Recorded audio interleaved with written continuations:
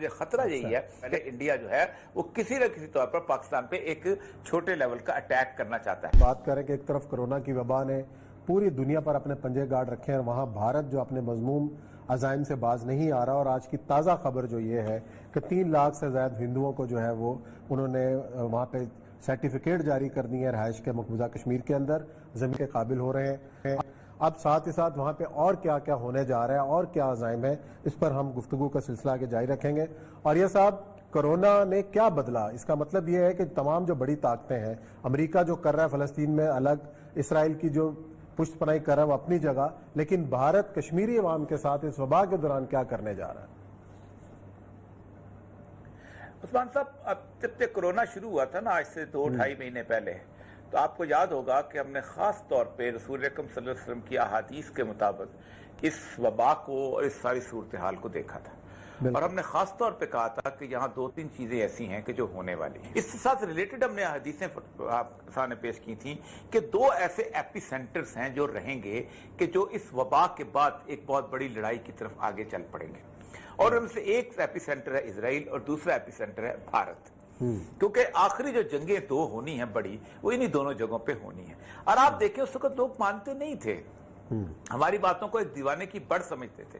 اب اس وقت دیکھیں کہ اس بری حالت میں کہ جب اس وقت 60,000 بندہ امریکہ کا مر چکا ہے، اسرائیل کی صورتحال بھی ایسی ہے کہ اس نے جب دیکھا کہ اب اس وقت اس کا رائپڈ صورتحال آ گئی ہے، اور آپ دیکھیں کہ اس وقت وہاں پر اسرائیل کے اوپر اس نے امریکہ نے کہا کہ ہم اس کو تسلیم کرتے ہیں اس سارے معاملے کو، اور کھڑے ہو گئے. دوسری طرف بھارت، لیکن انڈیا ابھی تک اسی طرح اپنے سارے معاملے کے اندر آگے بڑھ رہا ہے اور وہ کر رہا ہے. میں آپ سے بہت پہلے بھی ہر پروگرام میں ہم نے یہی کہا تھا کہ یہ جو کنورٹ ہونی ہے نا موومنٹ انڈیا کے اندر، وہ یہ ہونی ہے کہ کشمیر کی آزادی جو ہے وہ مسلمانوں کی آزادی میں کنورٹ ہو جائے گی.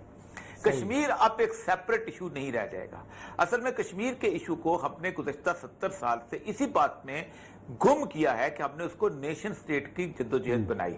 ہم سمجھتے تھے شاید کشمیر ایک ساؤتھ افریقہ ہے جس کے اندر اپارتھائڈ ہو رہی ہے، نسل پرستی ہو رہی ہے، اور ان کی آزادی ہے اور فنڈامنٹل رائٹ ہے تو ان کو آگے چلنا چاہیے تھا. یا ہم یہ سمجھتے تھے یہ کوئی انگولا ہے، یا یہ سمرنا ہے، یا یہ ویتنام ہے. لوگوں نے نہیں مانا بھائی، اس لیے کہ کشمیر میں کلمہ طیبہ پڑھنے والے، لا الہ الا اللہ محمد رسول اللہ پڑھنے والے، وہ آپ کو نیشن سٹیٹ کے طور پہ کیسے تسلیم کریں گے؟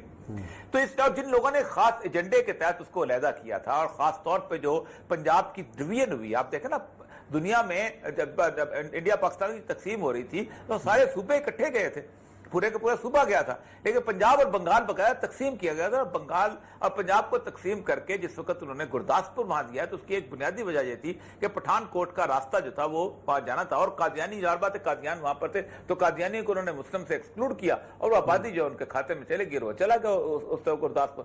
تو اس وجہ یہی تھی کہ کشمیر کو باقاعدہ ڈیزائن کے تحت انڈیا کو دیا گیا تھا تاکہ وہ انڈیا کے ساتھ چلا گیا.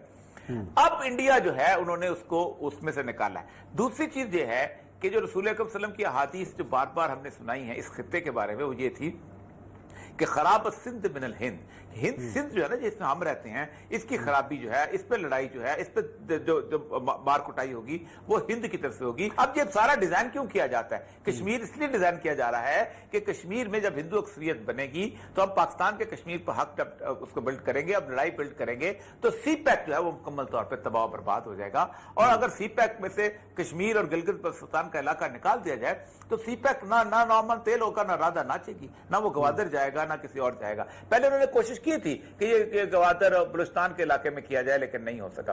آج میں ایک بہت بڑا آرٹیکل پڑھ رہا تھا جس کو ہم مس کر رہے ہیں اس انٹرنیشنل سینیریو میں، وہ یہ تھا کہ طالبان جو ہیں اگر یہ صورتحال سینیریو جاری رہی تو طالبان اگلے 1-1.5 مہینے کے اندر ٹیک اوور کر لیں گے اور افغانستان میں اپنی گورنمنٹ بنا لیں گے. اور اس کے اندر جو واشنگٹن پوسٹ نے لکھا ہے کہ سب سے بڑا نقصان جو ہے وہ بھارت کو ہوگا. اور انشاءاللہ کل ہم کوشش کریں گے کہ طالبان کی اس پوری کے عمان نے مس کیا اس کو. اتنی بڑی ڈیولپمنٹ وہاں پر ہو رہی ہے، اتنی بڑی سچویشن وہاں بلٹ اپ ہو رہی ہے، لوگ رہا ہو رہے ہیں.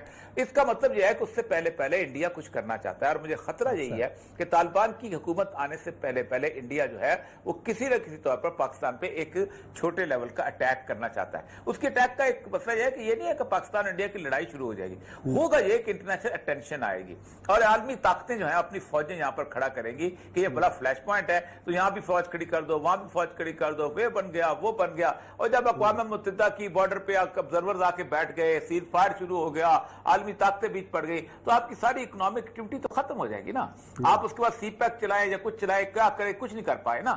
یہ ہے اصل میں پلان, اور یہ پلان 2020 کے اندر انہوں نے کرنا ہی کرنا ہے. یہی وجہ ہے کہ انہوں نے آج وہاں پر اپنا جموں کشمیر میں جو 3 لاکھ لوگوں کو سری نگر کے علاقے میں بھی کیا ہے. اب یہ ہے کہ یہ موومنٹ جو ہے وہ کشمیر سے نکل کے پورے برصغیر کے مسلمانوں کی موومنٹ بنے گی, اور پاکستان بیچ میں رہ جائے نا سینڈوچ.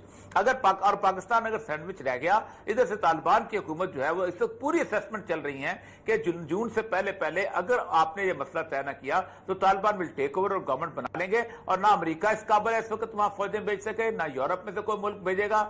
کیا بھیجے گا, کیسے بھیجے گا, کس طرح بھیجے گا؟ آپ اپنی اکانومی, اپنے اس میں کورونا کے صورتحال کے اندر آپ پڑے ہوئے ہیں, تو آپ فوجیں کہاں سے بھیجیں گے؟ اس وقت دنیا کو اپنی پڑی ہے. ابھی وینزویلا کو جہاز بھیجنے کی کوشش کی تھی امریکہ نے, اس کے باوجود بھی تھوڑا سا پینٹاگون نے تھوڑا سا روک لیا کہ نہیں یہ فی الحال رہنے دو. ابھی ہم پڑے ہوئے. اس ساری گفتگو میں ایک سوال ہی ابھرتا ہے کہ کورونا کے خلاف ہم جنگ لڑ رہے ہیں تو متحد نہیں ہیں. ہم کہتے ہیں لڑو اپنی جنگ, لیکن جو اتنے بڑے چیلنجز ہمارے اوپر آنے والے ہیں, بھارت کا چیلنج ہے, باقی معاشی چیلنج سر پہ کھڑا ہوا ہے, اس کے لیے بھی ہم متحد نہیں ہیں. متحد نہ ہوئے تو ہم یہ جنگ جیتنی کیسے ہم نے؟ عثمان صاحب, مجھے بہت خوف آتا ہے, مجھے بہت ڈر لگتا ہے, اور ڈر سے لگتا ہے کہ پاکستان کے اندر اس وقت یہ قیادت ہے, یہ اس کی فورس سائٹڈنس سے مجھے ڈر لگتا ہے. یہ دور کی دیکھ ہی رہے. دیکھیں, عمران خان ان لوگوں میں سے ہے جن کے ساتھ ہم نے ایک امیدیں وابستہ کی تھیں کہ یہ کرپٹ نہیں ہے, یہ بددیانت نہیں ہے. اس کی ایک مکمل طور پہ ایک ویلفیئر کی ایک پوری کی پوری ایک تاریخ ہے. اس نے شوکت خانم کے لیے پاگلوں کی طرح فنڈ اکٹھا کیا, اس نے شوکت خانم کے لیے وہ کیا, وہ سمجھتا تھا. لیکن اگر آپ عمران خان صاحب جو ہیں وہ دماغ کے اندر ایک چیز یہ بٹھا لیں کہ میں نے اور کچھ نہیں کرنا, صرف 2-3 چیزیں جو میرے ذہن میں آ گئی ہیں کہ میں نے اس کو لٹکانا ہے, میں نے اس کو لٹکانا ہے, یہ خراب ہے, یہ برا ہے, تو پھر تو اس کا مطلب یہ ہے کہ پھر تو ہم گئے کام سے.